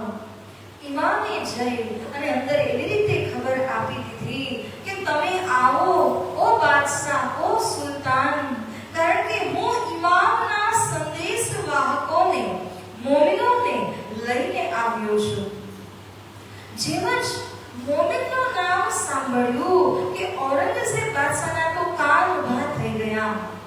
ઔરંગઝેબ બાદશાહ કુરાનના બહુ મોટા જ્ઞાતા હતા, માટે એમને ખબર હતી કે આ સમય આ કાળની અંદર ઇમામના મોકલેલ મોમિનો આવવાના છે અને મોમિનોને મળવા અને ઇમામના દર્શન કરવા માટે તો તે સ્વયં પણ લાલાયિત હતા. એમને ખબર જ હતી કે આજ એ સમય આ દોર ચાલી રહ્યો છે. વાસ્તવમાં તમે કીર્તન વાણી વાંચો તો એની અંદર પ્રણજી કહ્યું છે કે ઔરંગઝેબ બાદશાહ સાધુ સંતોને જે ચક્કી પીસાવે છે, જેલમાં નાખીને કસમી આપે છે, એ શા માટે કરતો હતો? કારણ કે એને ખબર હતી કે ઇમામ આમાંથી જ એક છે. એને બહાર કાઢવા માટે, એને પોતાની સામે લાવવા માટે, કારણ કે બીજા જે સાધારણ હશે એ તો એનો સામનો નહીં કરી શકે, પણ જે વાસ્તવમાં ઇમામ છે એ જરૂર મારી સામે આવી જશે. તો એટલા માટે બધા પર અત્યાચાર કરીને વાસ્તવમાં એ કોને ગોતે છે? ઇમામ સ્વરૂપ ખુદાને જ ગોતી રહ્યા હતા. એવી જ રીતે એમના મનમાં હતું કે અગર હું શાસ્ત્રાર્થ કરવા માટે બધાને લલકારું તો એ જ મારી સામે આવશે અને એ જ મને વિજય મારી ઉપર પ્રાપ્ત કરી શકશે. તો એટલા માટે એણે આટલા બધાને અત્યાચાર પહોંચાડ્યો, આટલા બધાની સાથે શાસ્ત્રાર્થ કર્યું હતું. જેમ જ એણે ઇમામનું નામ કાનમાં સાંભળ્યું કે ઔરંગઝેબ બાદશાહ મહલમાંથી તરત જ નીકળીને આવ્યા. महल में से सुन के निकल आया सुल्तान, हुआ ठाड़ा चबूतरे ऊपर, हाथ आसा टेक सुने कान. बादशाह औरंगज़ेब महलમાંથી નીકળીને આવ્યા અને જે ઊંચી અટારી હતી એ અટારી બાલ્કનીના અંદરમાં ઊભા રહી અને એના હાથમાં જે લાકડી હોય ને, આપણે ઘણા સંતોને જોતા હોય કે એના ઉપર પોતાનો હાથ મૂકે, એવી રીતે એને આશા કહેવાય. એ લાકડીને આશા કહેવાય. તો એનો જે આશા હતો એ આશાને રાખ્યો, એના પર હાથ ટેકાવ્યો અને એ વાત કરવા માટે તૈયાર થયા. મોમિન તલે ચબૂતરે ખડે જાય નિકટ. મોમિન ક્યાં ઊભા છે? ઇમામ જે એમને લઈને ગયા તો નીચેની ભૂમિમાં, બાદશાહ છે ઉપરની ભૂમિમાં, મોમિન છે નીચે તલેની ભૂમિમાં, અને એક ચબૂતરાના ઉપર 12 જણા ઊભા છે, સાથે છે ઇમામ. તબ પૂછા સુલ્તાન ને ઇશારત સો આય. હવે સુલ્તાન શું કરે છે? ઇશારાથી પૂછે છે. તબ બોલી ત મોમિન કલમા ઝુબાન ચલાય. ઇશારાથી પૂછ્યું, કોઈ આવે તો આપણે શું આમ કરીએ? શા માટે આવ્યા? શું કામ છે? એવી રીતે બાદશાહે ઇશારાથી પૂછ્યું કે તમે શું કામથી આવ્યા છો? ત્યારે મોમિનો કલમાની જુબાન ચલાવે છે. શાસ્ત્રની જુબાન દ્વારા બોલતા નથી. એમનો ધર્મગ્રંથ, એમનો મંત્ર કલમા છે. એ કલમાના આધાર પર જે પણ અહીંયા સંવાદ કરવાનો છે તો મોમિન કરે છે. फिर इशारत करी सुल्तान ने, क्या मतलब है तुम बोलो? શું મતલબથી આવ્યા છો? શું કામ છે તમને મારું? તબ ઇનને જવાબ દિયા, દીન ઇસ્લામ કે આશિક હમ. બાદશાહ, આ દીન ઇસ્લામ, શુદ્ધ સનાતન ધર્મના અમે તો આશિક છીએ.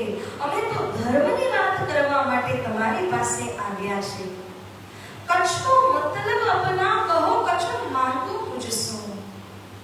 ઔરંગઝેબ કહે છે તમે ધર્મના હોદ્દેદાર છો, તમે મોમિન છો, તમે સંદેશ લઈને આવ્યા છો, તો કંઈક માંગો. શું જોઈએ માંગો। તે સમય મોમિન કહે છે, કયા એક બાત હમ માંગત, જો રૂબરૂ બાતા કરે તુમ સો, બોલે શ્રી પ્રાણનાથ પ્યારે કી। તે સમય મોમિનો એવો જવાબ આપે છે, અમને કશું જ નથી જોતું, કોઈ વસ્તુ નહીં, કોઈ જમીન આદિ કંઈ જ નહીં, અમને એક જ વાત જોઈએ છે કે અમે તમારી સાથે રૂબરૂ વાત કરીએ। આમને સામને બેસીને જેમ કોઈ એકબીજા સાથે વાત કરે એ રીતે અમે તમને વાત કરવા માંગીએ છીએ। પૂછે સુનો તુમ હમસો ઓર ના સુનાવે કાન। એ બાદશાહ, અમને માત્ર એટલું જોઈએ છે કે અમે કહીએ તમે સાંભળો, તમે કહો અમે સાંભળીએ, કોઈ બીજું વચ્ચે આવે નહીં, કોઈ મીડિયેટર જોતું નથી। વચ્ચેનો માણસ હોય કાજી આદિને કોઈ રાખી દે તો અન્ય વાત એ બદલાવીને જ કહેવાનું છે કે બાદશાહ જે કહે એ પણ સાચી વાત મોમિનોને કહેવાનું નથી। તો કહે છે કે રૂબરૂ વાતો આપણા વચ્ચે થાય, એટલે બસ એટલું જ માંગીએ છીએ તમારી પાસેથી। ફેર મોમિનો સે પૂછ્યા, ચલો ઠીક છે, પરંતુ હજી કંઈક માંગો। જ્યારે ઔરંગઝેબ બાદશાહે કહ્યું તો મોમિનો જવાબ આપતા કહે છે, હમે નહીં મુર્દાર કા મતલબ, અરે અમને આ મુર્દાર આ જૂઠી દુનિયાની કોઈ વસ્તુ, કોઈ સાધનથી કોઈ મતલબ જ નથી, અમે ઈચ્છતા જ નથી। જ્યારે બાર પૂછવા બાદ પણ એમણે કશું જ માંગ્યું નહીં તો બાદશાહને આવ્યો વિશ્વાસ અને એના હાથમાં જે આશા હતો, આશા લેકે ચૂમિયા तीन बेर सुल्तान, तब मोमिन बोले जोश में हम चौड़ा रुका सुनाया कान, बोले श्री कृष्ण कन्हैया लाल की, श्री प्राणनाथ प्यारे की, सतगुरु महाराज की।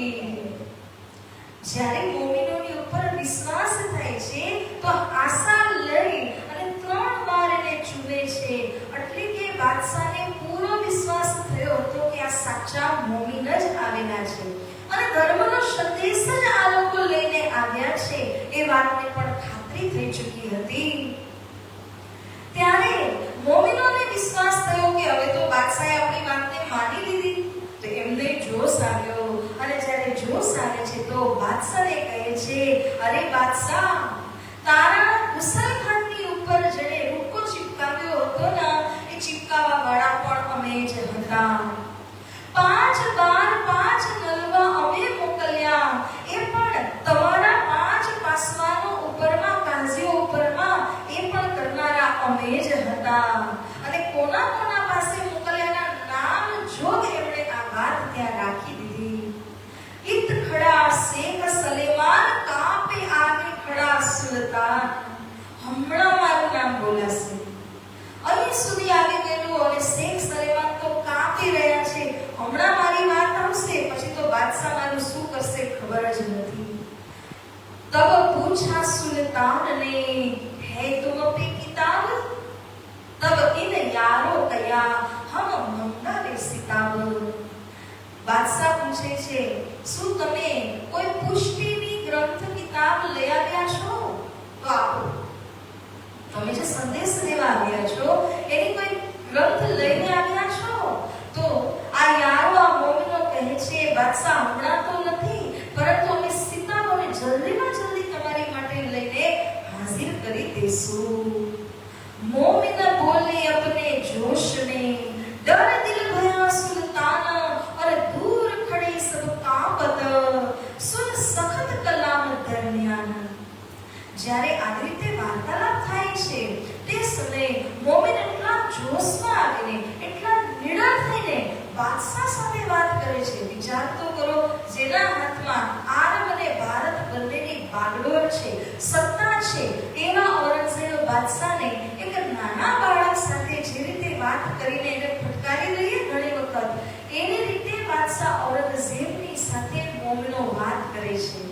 તે સમયે જે પણ જોનારા લોકો હતા, દૂર દૂર ઊભા રહીને બધા જોઈ રહ્યા છે ને, એ બધા તો કાપે છે, હવે શું થશે, બાદશાહ શું કરશે?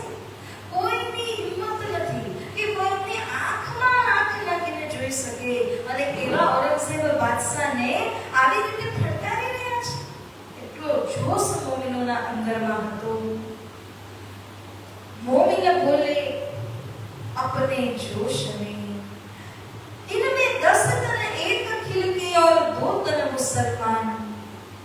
અહીં લાદાસી કહે છે કે આ બધા ભેસ બદલાવીને પહોંચ્યા છે. મુસલમાનના વેશમાં હતા તો વાસ્તવિકતા તમે જુઓ તો 12માંથી 2 જણા અસલીમાં મુસલમાન જ હતા. જેવી રીતે કાયમુલ્લા અને શેખ બદલભાઈ, બાકી 10 જણા તો હિન્દુ હતા પણ ભેસ પરિવર્તન કર્યો છે. હવે અગર આપણે કશે ગયા 10 જણા અગર કહે છે હા અને 2 જણા ના કહે છે તો મેજોરિટી મીન્સ આપણે કહીએ કે જ્યાં બહુ સંખ્યા હોય એની જીત થાય કે 2 જણાને 10 જણની વાતમાં સંમિલિત થવું પડે. પણ અહીંયા ઉલટું થયું છે.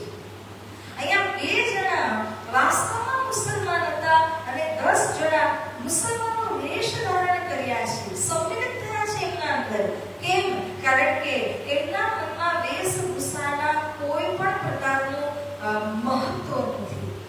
વેશ ભંડારો કરો તો ભંડારીનો હોય, ભણાવવા જાઓ તો ટીચરનો હોય, રસોઈ કરવા જાઓ રસોઈયાનો ભેસ હોય.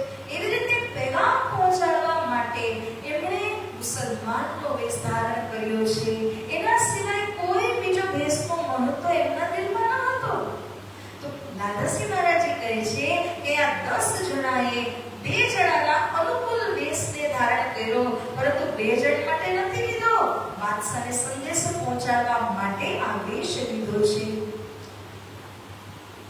તબ ઇશારત યે કરી ઘર પહોંચાઓ પોલાદ ખાન. હવે એક શાહજહાં, ઔરંગઝેબજીના પિતા એટલે શાહજહાંના સમયના એક નિવૃત્ત અધિકારી હતા ગુલ જબરદાર. એ ગુલ જબરદાર પણ અહીંયા હતા અને એણે જોયું કે બાદશાહ સાથે આ કઈ રીતે વાતો કરી રહ્યા છે. ત્યારે આવી અને કાન ભમરણી કરી દીધી અને બાદશાહને કહે છે કે જો શાહજહાં કે અમલ में कोई ऐसा लावे तूफान तो तब ही मारे गर्दन और बात न सुने कान. अरे તમારા પિતા હોત અને અગર એમના જોડે કોઈ આવી રીતે વાતો કરત તેની વાત સાંભળવા કે આશા ચૂકવા ઊભા ન રહે, એના સીધા 12ના 24 કટકા થઈ જતે. અને તમે છો કે તમે નિરાંત રાખીને સાંભળી રહ્યા છો, આશ્ચર્ય લાગે છે. પહેલા તો તમારે શું કરવું જોઈએ? આ લોકો વાસ્તવિક છે કે ષડયંત્રકારી છે એ તો પૂછાવો. કાન ભરી દીધા ને. બાદશાહે તરત ઈશારો કર્યો, થાનેદારને બોલાવ્યા, તમે લઈ જાઓ. કેમ? પૂછતાછ કરવા માટે કે આ વાસ્તવિક મોમિન છે કે પછી કોઈ હિન્દુ રાજાએ ષડયંત્ર કરવા માટે અહીં મોકલ્યા છે. इनो को नीचे राखियो खाने पीने की खिस्मत दिल गिर होने न पावही मैं सौंपे तुमको इतर. बादशाह કહે છે તમે આ 12 જણને લઈને જાઓ. સીધી પુલાદને કહી દીધું તમે આ લોકોને લઈને જાઓ, ખાવા પીવામાં જે પણ એમની અનુકૂળતા હોય એવી રીતે બલિદાન મુકાવીને ખવડાવજો, કોઈ કમી ન આવે. ક્યારેય પણ આપણાથી દુઃખી થવા ન જોઈએ. કારણ કે ઇમામે મોકલેલા મોમિન છે એટલા માટે એમની ખાતરદારીની સેવા કરવી એ આપણી ફરજ બને છે. આ રીતે કહી અને મોકલ્યા. તે સમયે મોમિન દૂધલે ભરે. મોમિનના દિલમાં ડર બેસી ગયો કે હવે તો બાજી હાથમાંથી ગઈ, કારણ કે સીધી પોલાદના હવાલે થયા. હવે એ ફરી બાદશાહ પાસે લાવશે કે નહીં લાવે, શું સુલુક કરશે, શું વ્યવહાર કરશે, કોઈને ખબર નથી. અને એવું જ થાય છે. જ્યારે સીધી પોલાદ એમને પોતા પાસે લઈને ગયા તો બાદશાહે કહેલું દિલગીર નહીં કરતા, દુખી નહીં કરતા, પરંતુ ત્યાં જઈ અને એવા સખ્ત કેદમાં રાખ્યા કે 1.5 મહિના સુધી મોમિનોને ઊંધા લટકાવીને ખૂબ માર મારે છે. જેવી રીતે કોઈ જુલુમ કરે એને રિમાન્ડ ઉપર લેવામાં આવે, માર મારવામાં આવે, કસોટી કરવામાં આવે જેથી કરીને સચ્ચાઈ બોલી દે. તો એના માટે થઈને 1.5 મહિના સુધી સખ્ત કેદમાં રાખી ન કરાવવાના બધા જ કાર્ય, ચોકી પીસાવાનું હોય, ટોર્ચર કરવાનું હોય, બધી રીતે એમની કસોટી લઈ લીધી.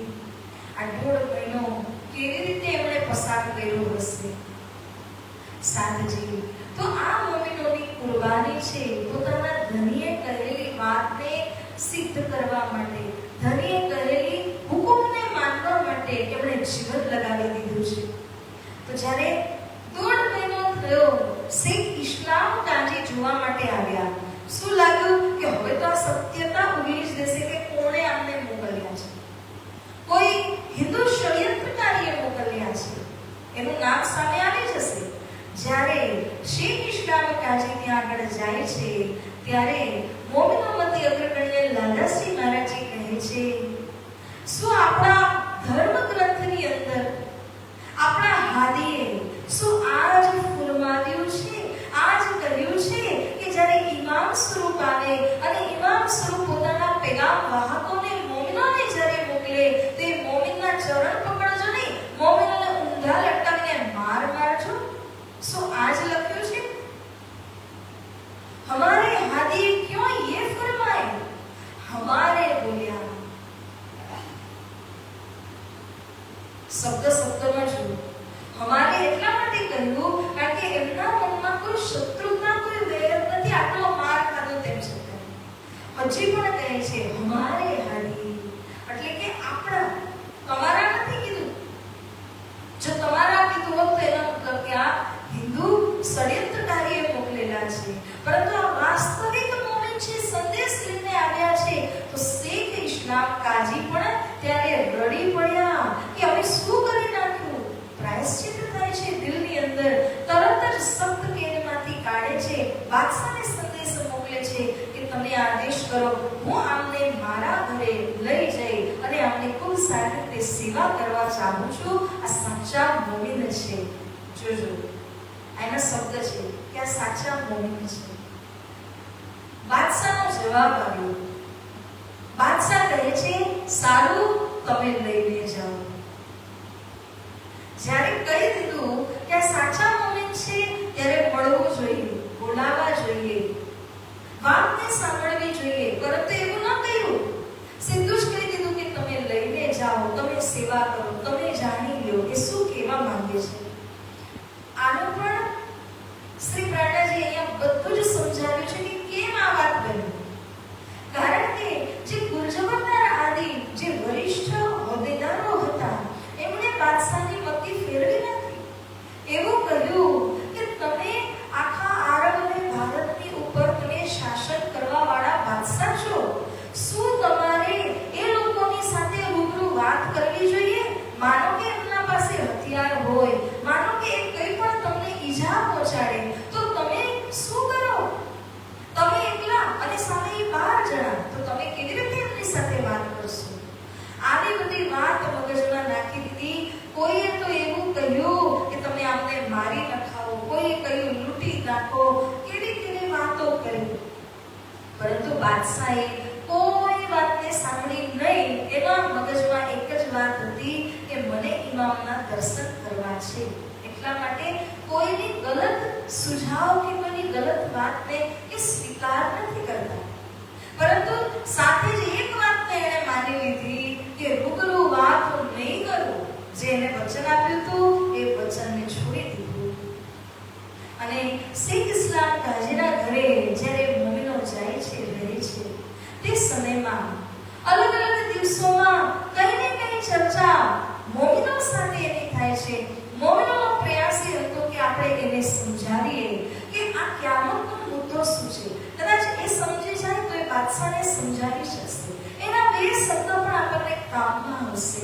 એટલે ખૂબ મહેનત કરી મોમિનોએ એને સમજાવવા માટે, પરંતુ એ સમજી શકતા નથી અને વિરોધ જ થાય છે. પણ એવું કહી શકાય કે આ બધા કાર્યો બધે એણે કમથી કમ એકવાર સ્વીકારી તો લીધું. સાવ જતું તો એણે ન જ કહ્યું. આ રીતે શેખ ઇસ્લામ કાજીના ઘરે મોમિનો રહે છે. અલગ અલગ દિવસોમાં ચર્ચા થવા લાગે છે. પહેલા તો ચક્કી પીસાવતા, માર મારતા એ સખ્ત કેદને પૂરી કરી નાખી અને ત્યારબાદ ખૂબ સરસ રીતે મોમિનોને રાખવામાં આવ્યા. સાંજી આ આપણે જોયું કે મોમિનોના તરફ શું હતું, એવી રીતે હાદી શ્રી પ્રાણનાજીના તરફ શું થયું હતું કે શ્રી પ્રાણનાજી હતા કામા પહાડીમાં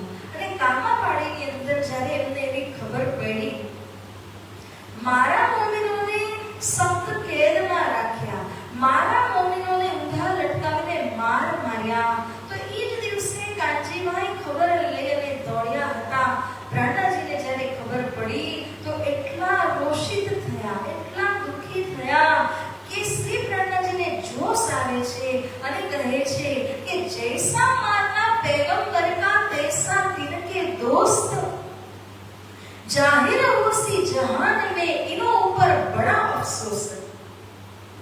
જેવી રીતે અગર પોતે હું જ જાઉં, પોતે ઇમામ સ્વરૂપ જાય અને એને અગર માર મારવામાં આવે તો કેટલો ગુનો લાગે. એમના દોસ્તને મારવાથી એટલો જ ગુનો લાગે છે, ઓછો લાગતો નથી. શ્રી પ્રાણદાજી કહે છે કે કુરાનની અંદર પહેલાથી જ કહેલું હતું કે જ્યારે મોમિનો સંદેશ લઈને જશે ત્યારે કાફીરો હશે એનો સંદેશ સ્વીકારશે નહીં.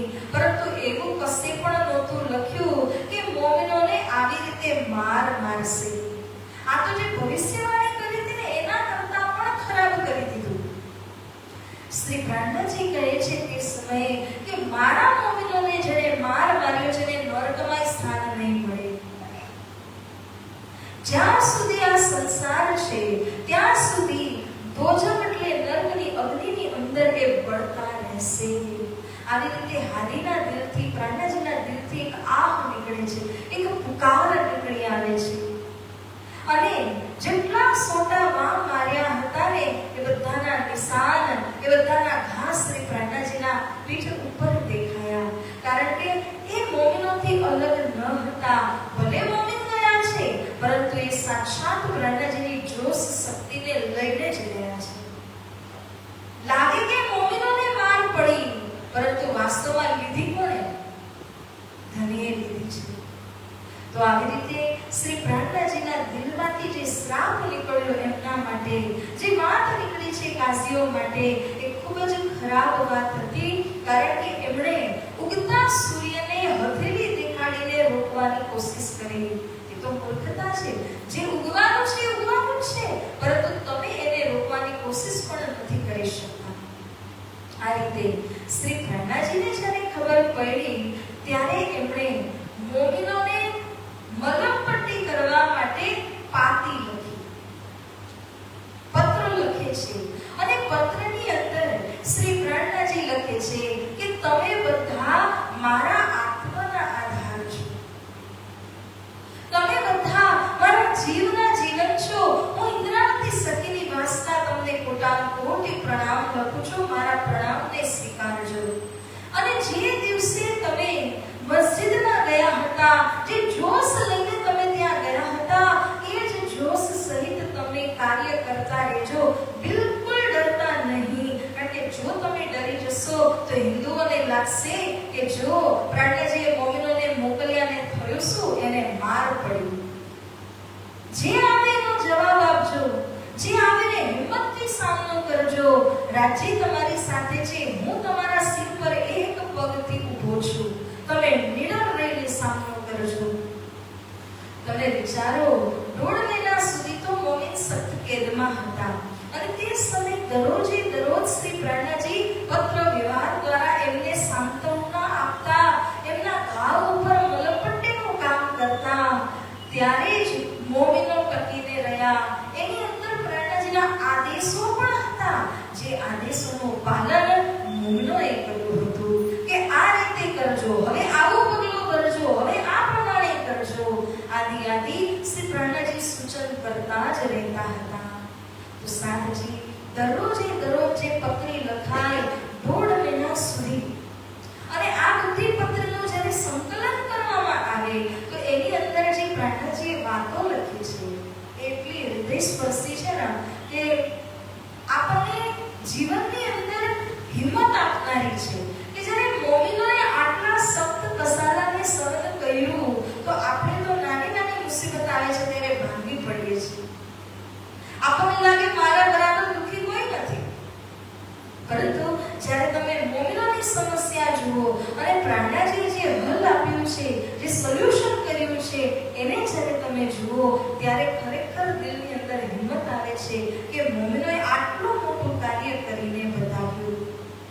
તો સાધજી આ બધું જ બડી પત્રીની અંદરમાં આવે છે. એવી રીતે એક છોટી પત્રી પણ આવી છે. છોટી પત્રીમાં જ્યારે પ્રાણદાજી માનો કે ચિઠ્ઠી રવાના કરતા હોય અને એ જ સમયમાં અલગ અલગ સ્થાનોથી પ્રાણદાજીની ઉપર ચિઠ્ઠી લખીને મોકલતા હતા. સિદ્ધપુરથી, ગુજરાત આદિથી બધેથી ચિઠ્ઠીઓ આવતી હતી કે તમે મોમિનોને શા માટે શું માર ખાવા માટે મોકલ્યા ત્યાં આગળ? તો પ્રેરણાજી મોમનોને કહે છે કે આ ચિઠ્ઠીનો જવાબ તમે ત્યાંથી આપો. આવી રીતે એને કહેવાય છે છોટી પત્રી. શ્રી પ્રેરણાજીએ હવે એટલી બધી સારગર્ભિત ચોપાઈઓ છે એની અંદર. શ્રી પ્રેરણાજી એમાં કહે છે, તુમ તો જને 12 हो तुम्हें मिलसी 12,000, तुम तो केसरी सिंह हो ऊपर पहने पाखर. एक तो पशुओं मध्य તમે કેસરી સિંહની જેમ તાકાતદાર છો, હિંમતદાર છો, અને એમાં ઉપરથી તમે તારતમ રૂપી રક્ષા કવચને પહેરેલું છે. મારો આશીર્વાદ તમારી જોડે છે, તો તમે આગળ વધો, તમે પીછેહટ નહીં કરતા, પૂરી હિંમત રાખજો. તમે 12 છો ને, પરંતુ તમને 12 જાતની શક્તિ પ્રાપ્ત છે. પ્રાર્થનાજીમાં સમજાવે છે કે તમને લાગતું હશે કે બાદશાહ યદી સુકુમાર છે. આજની તારીખમાં બધાને આ પ્રશ્ન છે કે અગર આપણે કહીએ છીએ કે બાદશાહ સુકુમારબાઈ છે, તો એ માન્યા કેમ નહીં? કેમ ધર્મ ન અપનાવ્યો? કેમ આ બધું થયું? એનો ખુલાસો પ્રાર્થનાજીએ પત્રીના માધ્યમથી કર્યો છે. શ્રી પ્રાર્થનાજી એવું કહે છે કે જે સમય, એક ઉદાહરણ લઈએ, અજબાઈએ કહ્યું હતું મેઘબાઈને કેટલા વર્ષ લાગ્યા? અજબાઈએ વાત કરી હતી કે અમારા ઘરમાં શ્રી કૃષ્ણજી દર્શન આપે છે 3 વાર, તો પણ મેઘબાઈને કેટલા વર્ષ લાગ્યા? 9 વર્ષ. હવે જ્યારે અજબાઈ અને મેઘબાઈની વચ્ચે આટલી બધી દૂરી છે કે 9 વર્ષ સુધી મેઘબાઈ જોવા પણ ન આવ્યા, વાતને જ્યારે ન સ્વીકારી, તો આ તો બાદશાહ કોણ છે જેના હાથમાં આરબ અને ભારતની બાગડોળ છે? એ કોઈ નાની વ્યક્તિ કે કોઈ નાની હસ્તી નથી. બહુ મોટી શોભા એને પ્રાપ્ત છે. પરંતુ એક વાત યાદ રાખજો મોમિનો, આ કામ સીતાવ એટલે જલ્દી ન થવાનું કારણ એટલું જ છે, કારણ કે બાદશાહને 2 જણનો શ્રાપ લાગેલો છે. પિતા શાહજહાં અને મોટા ભાઈ છે દારાભાઈ. આ બંને જણા વાસ્તવમાં જો તો પિતા પછી તો મોટા ભાઈને જ ગાદી ઉપર નામ આવે, રાજા બને. પરંતુ બાદશાહ ઔરંગઝેબે દારાભાઈને મારી અને પોતે જ રાજ્ય લઈ લીધું. બંને જણાને ખૂબ ઉત્કંઠા હતી, ચાહના હતી કે અમને ઇમામ સ્વરૂપના દર્શન આ આંખો દ્વારા, આ શરીર દ્વારા મળે. પરંતુ બાદશાહે દર્શન કરવા દીધા નહીં. એ લોકોને તાલકોઠરીમાં નાખ્યા, સત્તા છીની લીધી.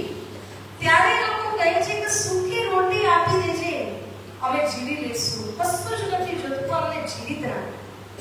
તો પણ એ રાખતા નથી, કારણ કે રાજનીતિમાં કોઈ કોઈનું હોતું નથી. બાદશાહ એવું વિચારે છે કે અગર આ જીવિત રહેશે તો પછી મારી સત્તા છીનવાની કોશિશ કરશે. એટલા માટે એ બંનેને મારી દીધા.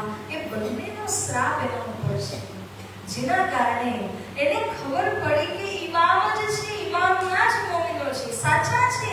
તેમ છતાં પણ એ મોમિનોને બોલાવતા નથી કે એમની સાથે વાતો કરતા નથી. સીધા જ શેખ ઇસ્લામ કાજીના હવાલે કરી દીધા. તો સુંદરસાજી આ રીતે ખૂબ ઊંડાણથી પ્રાર્થનાજી એમને સમજાવે છે કે તમે ધીરજ રાખજો, કારણ કે રાજીનું જે કામ છે એના સમય પર જ થવાનું છે.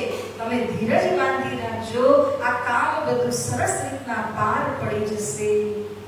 તો અંતિમમાં શ્રી લાદાસજી મહારાજજી કહે છે કે પ્રાર્થનાજી જે પત્ર લખે છે ને, એમાં એક વ્યક્તિને ખૂબ સન્માન સાથે બોલાવ્યા છે, એટલે કે લાલબાઈ. લાલબાઈ એક એવા બહેન છે જેની અંદર ખૂબ હિંમત છે અને મર્દોને પાછળ રાખી દે એવી હિંમત સાથે તે આગળ વધતી હોય છે.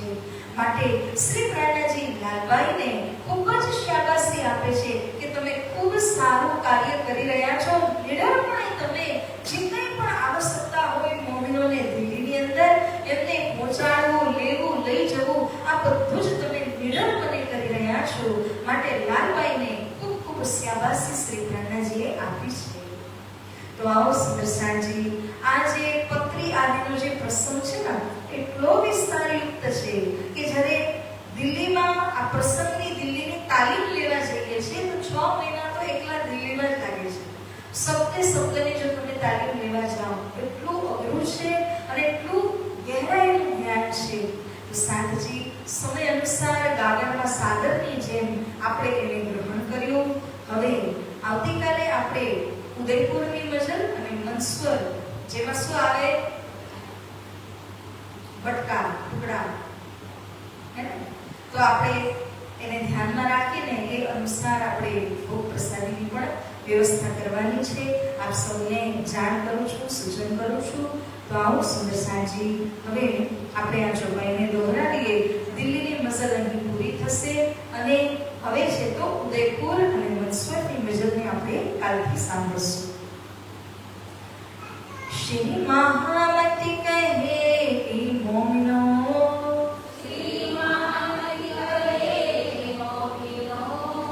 એ પાતી કી હકીકત,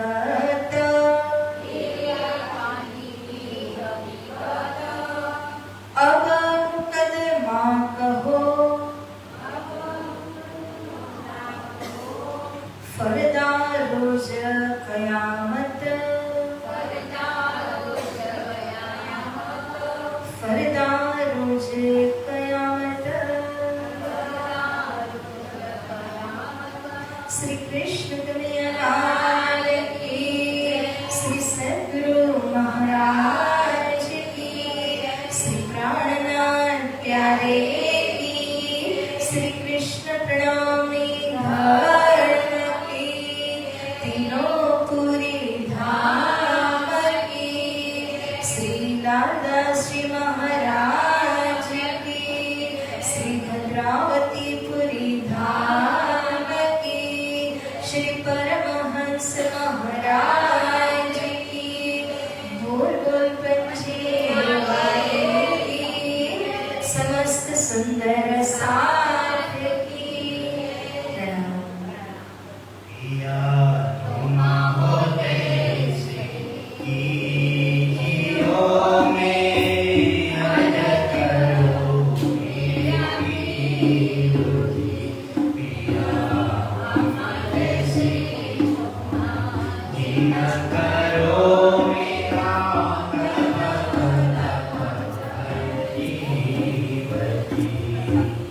जीवना